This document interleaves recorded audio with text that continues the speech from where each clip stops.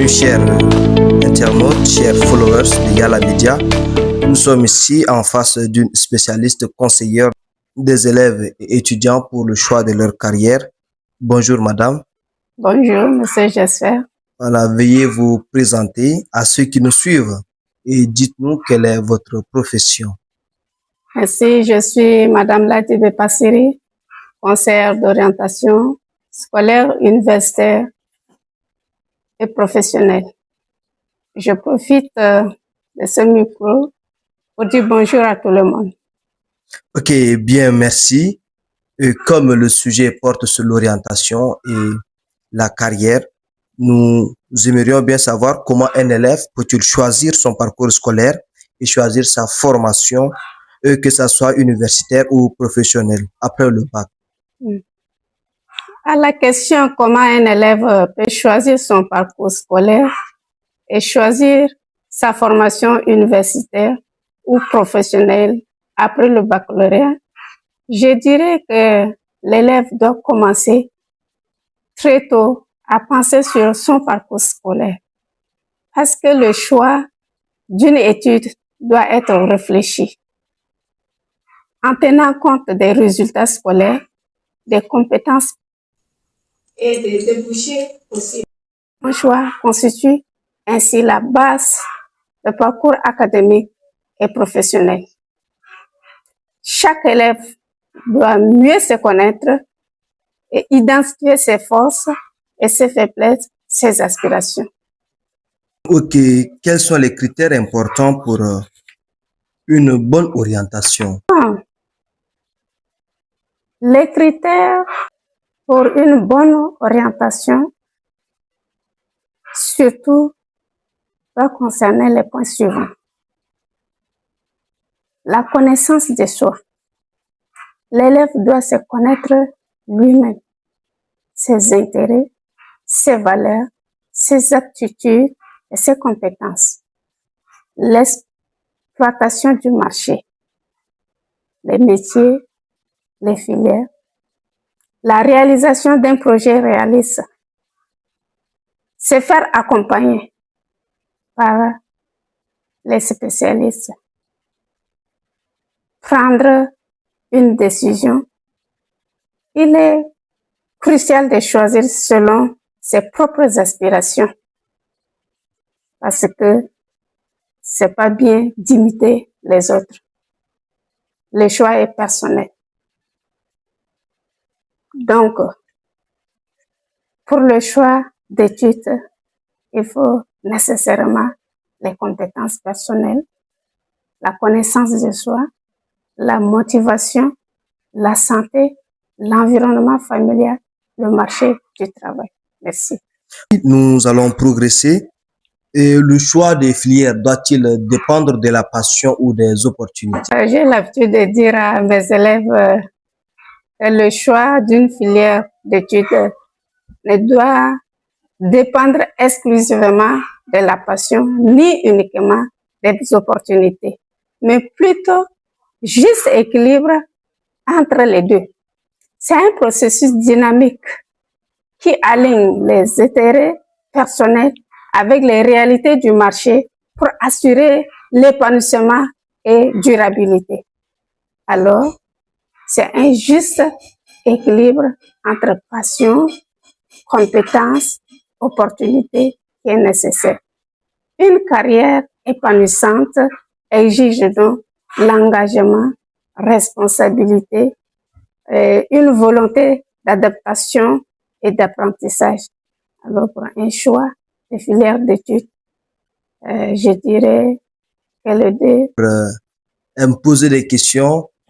Ici au Tchad, quels sont vraiment les secteurs ou encore quels sont les métiers porteurs, voilà, où les élèves ou encore étudiants doivent s'accrocher pour mieux gagner leur vie? Cette question me semble un peu compliquée par rapport à ce qui se passe ici au Tchad. Les élèves, chaque fois quand tu ouvres ta bouche pour leur dire que c'est ça, ils croient en toi. Mais est-ce que la réalité du terrain ne va pas un jour décevoir quelqu'un. Pour entrer dans le but du sujet, je dirais que les secteurs et les métiers porteurs au Tchad sont, d'après l'ONAP, l'agriculture, l'élevage et l'agro-industrie. Ce sont là les secteurs clés. Les métiers porteurs sont ingénieurs agronomes, spécialistes en agro-industriel, je m'excuse, spécialistes en agro-industrie, transformation vétérinaire, techniciens en gestion de l'eau, agents de commercialisation des produits agricoles comme coton, comme arabique, etc. Nous avons aussi le secteur mines et énergie. Dans les métiers porteurs, nous avons ingénieurs, géologues, techniciens pétroliers, mines, experts en énergie renouvelable, solaire, agents de conformité environnementale, métier de la logistique pétrolière. Et dans le domaine numérique et services financiers, nous avons le développeur d'applications analystes de données, experts en cybersécurité, désigneurs, ingénieurs en réseau, consultants en transformation digitale. Et dans le domaine d'infrastructure et logistique, les métiers sont les suivants: ingénieur en génie civil, architecte, conducteur de travaux spécialistes de la logistique et déclarant en douane. Dans le domaine de la santé et éducation, nous avons une forte demande qui reste dans le domaine humanitaire et le développement, notamment via les ONG et les institutions internationales. Les métiers porteurs sont médecins, infirmiers spécialisés, épidémiologistes, gestionnaires hospitaliers, chargés de suivi et évaluation nutritionniste. À la fonction publique, nous avons des recrutements prévus en 2026, notamment dans les secteurs de la santé et de l'éducation. Ce sont là les informations reçues de l'ONAP. Merci. Ok, bien, merci pour cette question répondue par rapport au métier et au secteur porteur ici dans le pays.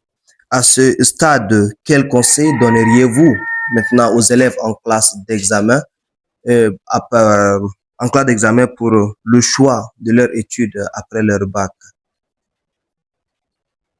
Bon. Je dirais à tous les élèves en classe d'examen de bien choisir chacun sa filière d'études académiques ou professionnelles en prenant compte de la passion et des opportunités et les moyens d'atteindre les objectifs fixés.